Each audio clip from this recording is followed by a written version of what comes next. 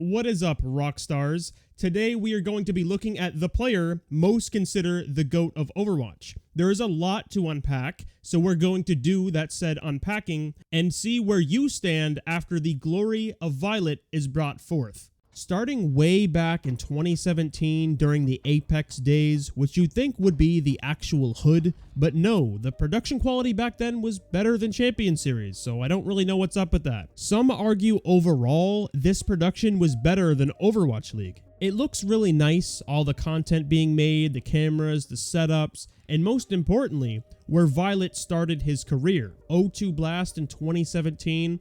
I'm not gonna lie, I had no idea O2 Blast was even around during Apex, but they were, and their performances were not great. Violet didn't make it anywhere big. This team was not a lunatic high or runaway, they were just middling. Going forward, Violet also played in the very first year of Contenders in 2018, where it was much of the same, no domination, but at least he got a second place against X6. Considering the standard Violet is held to now, I did ask around to see if he was hyped up or not, which I got mixed results from. Some said he was good, but not going to dominate the flex support role, while others said they felt like he had a lot of potential. As Violet became a big boy, ready to join Overwatch League in 2019, the year of GOATs, Violet joined the Shock, which was a rotten team in 2018, bottom 4 actually, they just sucked.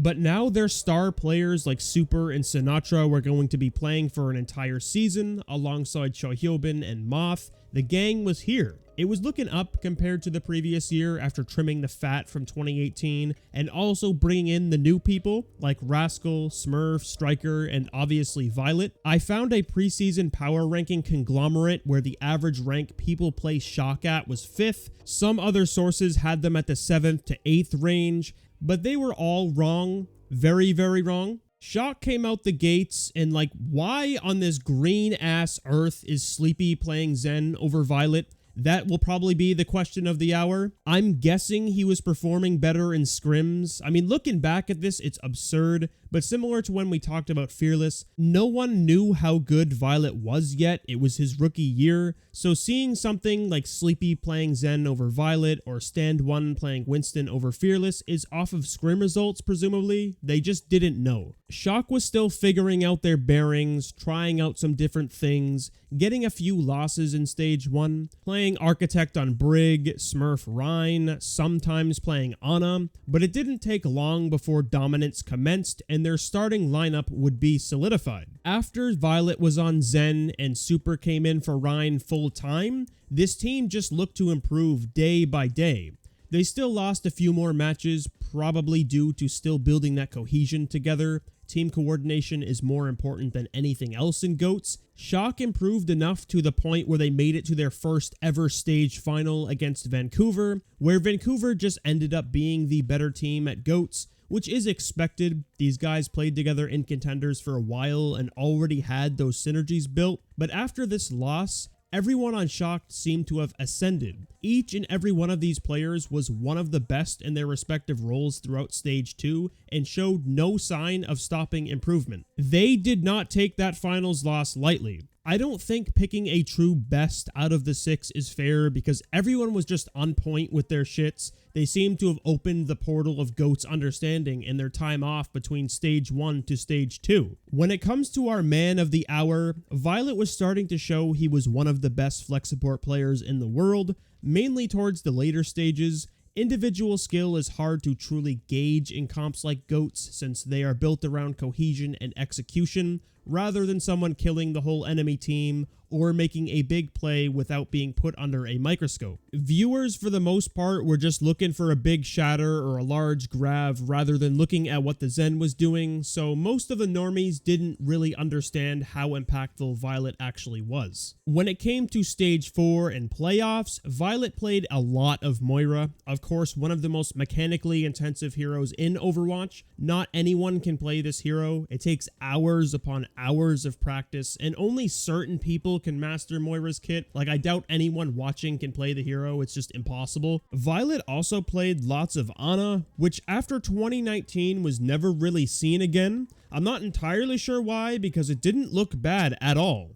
But overall for 2019, the success Shock had showed Violet was capable of being a top contender during his rookie year, giving him the building blocks for people to realize this kid is going to be something special in years to come, and we need to keep an eye on his ass. Shock made it to the Stage 1 finals. They were on top of the world in Stage 2, almost winning Stage 3 against Shanghai Dragons, a match some consider the best of all time, and it was actually fantastic. This is a great match if you haven't watched it. They finished out the year in quite dominant fashion. Stage 4 was a breeze for them, and playoffs was only one loss by Atlanta Reign, where Shock pounded everyone in the lower bracket to oblivion, then did the exact same to Vancouver Titans in the finals, giving Violet his very first ring. The preseason power rankings everyone had were wrong with that 5th to 7th bullshit. This Shock team was unbelievably good. All these players were some of the best in the entire world, and viewers were hungry for more going forward. As we entered 2020, this is the first year where Rollock was in full effect for the entire season. Shock kept all of their best pieces from the previous year, adding Ons into the mix. It was going to be a good fucking year. As Shock began their season, 2020 is the year Violet entered his true form. Right off the rip, he got the special microtransaction spot of 3rd DPS on a team for the low price of $49.99. Not many teams had this ability, but that's honestly what Violet was. Whenever he pulled out Baptiste or Zen, he needed to be stopped or everyone was going to die from his ball tossing techniques or frisbee throwing abilities. Obviously, other people were good at shooting their opposition, but Violet took it to a whole new level. His end of season stats were just unbelievable, especially on Zen and Baptiste as well. You cannot argue about this guy not being a DPS player at this point. The numbers speak for themselves with how much impact he was getting. Shock was wildly successful throughout 2020. I mean, what a surprise, right? Everyone was once again arguably the best player in their respective roles, but unlike 2019, we were able to see a variety of metas. More flexibility was required from players, and I think it's safe to say Violet was the best player on this team. A team with peak striker Tracer, Smurf Winston, Super Rhine, Ons Hitscan, whoever it may be, Violet had this big dick energy that reared its head in every meta. If Violet was not on this team, it would noticeably hurt the Shock. His impact was insurmountable for this team. Like, he was just that good. It's genuinely unreal. The only person who even contended with Violet was Alarm, who some argue was better overall, and there are valid arguments. Alarm showed similar performances on BAP and Zen. His Ana was probably the best during 2020 and had a great Brig as well. But it speaks volumes that only one person could truly compete with Violet on Flex Support. Shock won 2 stages and came number 2 seed in North America, where we got to see that stupid ass Roadhog meta. He was a menace, and the poor design showed its face once again. He's either completely useless or overpowered, and as the meta was developing further, teams started gearing more towards Ana since she just works better in this comp overall. But Shock stuck with Zen while everyone else moved away. Why? Well, just Violet. There's no explanation needed. He's just that good with Zen. He doesn't need to be a bitch and conform to societal norms. Fuck the establishment. He locks Zen and pounds Soul Dynasty into the dust. I don't understand how Violet did not get Finals MVP. His Zen was so good throughout the entire series. If you watch the 2020 Finals, like how? How did he not get it? It's complete nonsense. Well, I mean, I guess Striker got it and he probably put the team in a headlock, busting their shit in, giving them noogies to force them to give it to him, so I guess it makes sense. After 2020 was over, instead of people asking who is Violet, people asked, what is Violet? He got a Roll Star, and it was the only time Violet got it, which is ridiculous. I'm not sure what knuckleheads are behind that decision. Violet was a back-to-back champion at this point, where he seemed to be a meta-proof player.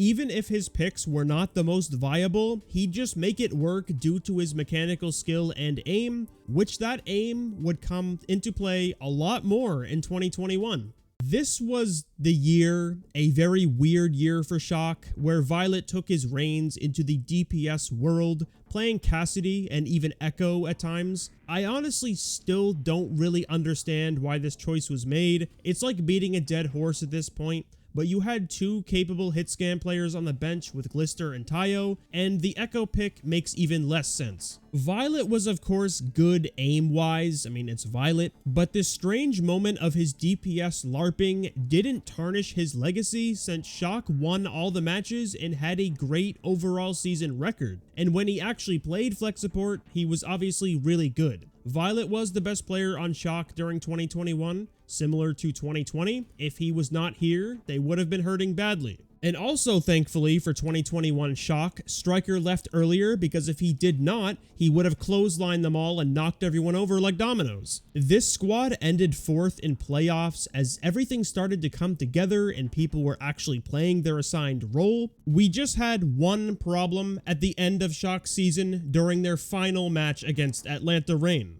Why did Violet jump here? What value is he getting from this play? This is one of the oldest tricks in the book, the Widow first point King's Row move. Do you really think Kai is going to miss that shit? With that Mario ass jump, like get real. That play was 100% paid. There is no way Violet did that otherwise. I refuse to believe it. It's just straight up throwing. But there is one other blunder we need to talk about that is much more important for Violet's career going forward. For some reason, Violet played Lucio in 2021, where now you'd be like, that's fantastic. But at this time, it wasn't. Similar to his DPS play, viewers had no idea why Violet even played it when FD God was on the bench. Some people did say both FD God and Violet have very aggressive play styles, so they couldn't play together. I mean, I guess, but it still sounds stupid to me. Regardless of the reason, Lucio is not an aim-intensive hero. He takes a special skill set that requires like a ton of practice. Violet was not very good with Lucio. When you have a dedicated person for this hero on your team, they should be playing it no matter what the reasoning is. You can't just pick up and play this guy, even if your aim is as good as Violet. And going forward a little bit, as we've seen with people like Gangnam Jin, usually when the flex support players go full-time Lucio, they're complete ass and ruin their careers. You need to be one special cookie to make it work. By the end of Overwatch 1, Violet showed himself to be a fantastic flex support player, showing capabilities of how his future would play out during the 2019 Shock Core, winning a stage, becoming a champion. Then after 2020, he solidified himself as the best flex support player. As I said, his only competition was Alarm. He won Roll Star, 2 more stages that year, and another championship. 2021 was his worst year, and sure, they didn't make any tournaments. Shock still got 4th in playoffs, and with all those internal problems, it's quite impressive they could even pull it together. But having your worst year be 4th place after your 3rd season is pretty insane. But for the first time, Violet actually did have worrying signs going into 2022. As Overwatch 2 was on the horizon, most people thought Lucio was dead initially. Double flex support would rule the game was yelled from the rooftops. There were a few teams that just signed 2 flex supports and completely neglected a Lucio player. But eventually, people started to figure out like, wait, Lucio, the only character in the game who has speed boost, is going to be good? No way. Shock only had Finn and Violet for support, so that means one of them is going to have to play Lucio, and from what we saw in 2021 with Violet Lucio, some were worried about Shock in 2022. This hero is not easy to play at this level, so things were looking grim if they did not sign a Lucio player. But Violet is Violet, and things turned on their heads as we entered the year. Expectedly, Violet was still subpar at Lucio in the beginning. Granted, it was much better compared to what we saw in 2021. He was actually on the walls this time, showing rapid improvement, which ended up being the entire story of 2022. Each stage that went by, Violet Lucio went from a possible liability to fitting in perfectly, which is a transition most people cannot really do. A perfect example, again, is Gangnam Jin, who was actually a really good flex support player, but everyone completely forgets this and all they remember is how bad his Lucio is, because it sucks. But these flex support players were sort of forced to learn it in the moment because you can't refuse to play Lucio when everyone found out how powerful he was. In Gangnam Jin's case, it completely ruined his career and credibility. All the people who transitioned were just awful at the hero, but not Violet. Him and Lastro were probably the only two flex support players who took the Lucio role and were actually good at it. And up to this point in Violet's case, his flex support is good enough to where barely anyone could compete with him. You got like who? Shu and Fielder, maybe Izayaki, 2 to 3 people. Now he picks up Lucio and he's great at the role. Now, was he Chio or Cho wrong at Lucio? No, not really. But he was putting up performances to not be a liability on his team, where under a year ago, his Lucio was dogshit. Everyone looking at the 2022 Shock just honed in on how much Violet stepped up his Lucio play and overlooked, like, if double flex support is ever meta, then we get Violet on his actual good heroes. Which we did get to see a bit of during the mid-season madness. The Finn Violet backline was fantastic, and all throughout 2022, Shock was wildly successful. Everything fit so well together. Proper was just proper, Finn was great on flex support, Kaluge was surprisingly good, and Violet Lucio ended up being a massive positive to Shock, having this very aggressive playstyle and having some of the best DPS Lucio stats out of everyone. Unfortunately, Shock did not win any tournaments in 2022. They did make it to the finals of Mid-Season Madness and the Summer Showdown, but lost both. As the season closed out, Shock had an amazing run through the lower bracket during playoffs, giving us the best grand finals of all time, actually reaching the 7th map against Dallas, and at this point, Violet was in his third grand finals appearance. That's just mind-blowing to even think about.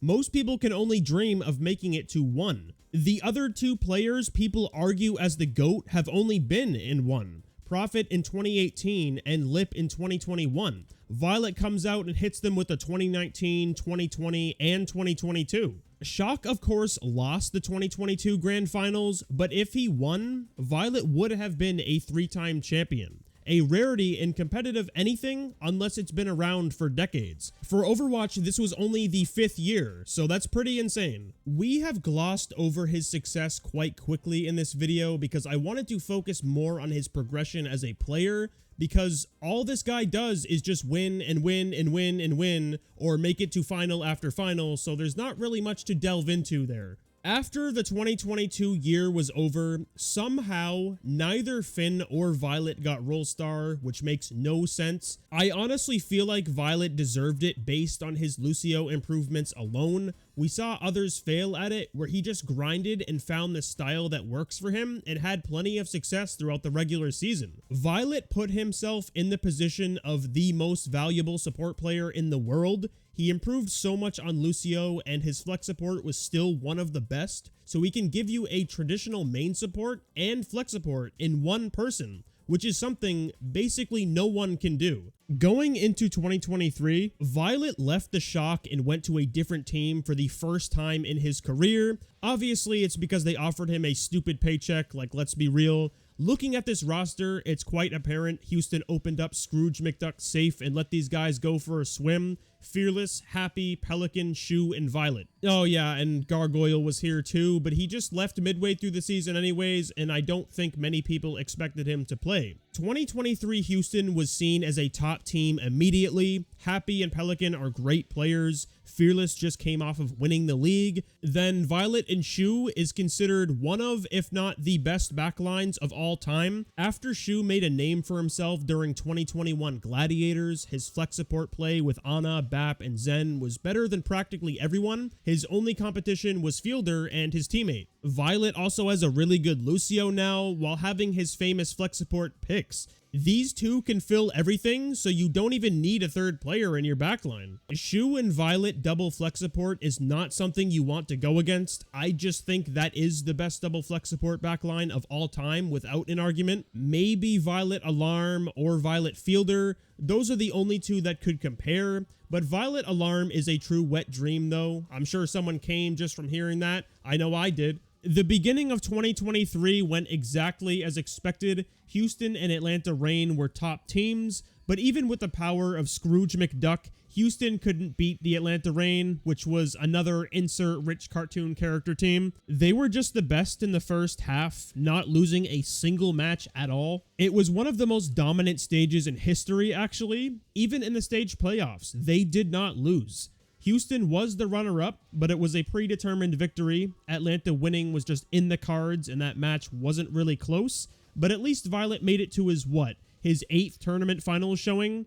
2019 Stage 1, Stage 2, Stage 3, 2020 May Melee and Countdown Cup, 2022 Midseason Madness and Summer Showdown, and finally the 2023 Midseason Madness. Only if he made it to the grand finals for the 4th time, right? But that's impossible. Nobody can do that shit. Like, there's no way. Going into the second half of 2023, viewers still had Atlanta winning it all, but as we know, them one-tricking their Sombra comp was their downfall, not really working on that flexibility. Houston was the first team to take a match off of Atlanta in a very close series. Then, of course, Florida did the same, where these three battled it out for the top 3 spots going into playoffs. We don't really have much to delve into for Violet in 2023, since it's honestly just what you'd expect. Culminating everything you've heard so far, Violet being one of the best flex supports and a great Lucio player now, Houston ended the regular season at 3rd seed, and we expected Violet to finally add another role star to his belt because he performed out of his mind on Lucio and the little times he pulled out double flex support, but unfortunately that did not happen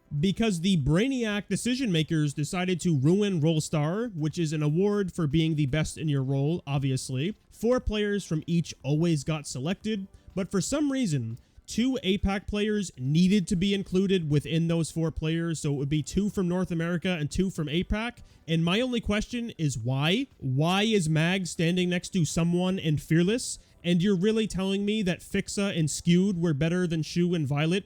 Violet got robbed from Finals MVP in 2020, and he got robbed from another role star. It literally should have just been Chio, Fielder, Shu, and Violet. Or you could argue someone like Chorong. Did they want to restrict the amount of accolades Violet would get or something? It's a side tangent, but Fixa and Skew definitely did not deserve the support role star. Violet and Shu did. As playoffs came, we did get a patch, and everyone was freaking out about how overpowered Zarya's going to be, which was shockingly overblown and exaggerated. A common theme I see. Florida signed the best Genji of all time because of this. Who are you? And Houston signed Bernard, who is quite an underrated tank player, always has been. We also got this weird draft dumbass playoffs bracket, like just have a double elimination so viewers can follow it easier and allow for more interesting turnouts. We got 2 different groups. In Group 2 was Houston, Florida, Dallas, and Seoul, and Group 1 had London, Atlanta Reign, Hangzhou, and Boston Uprising,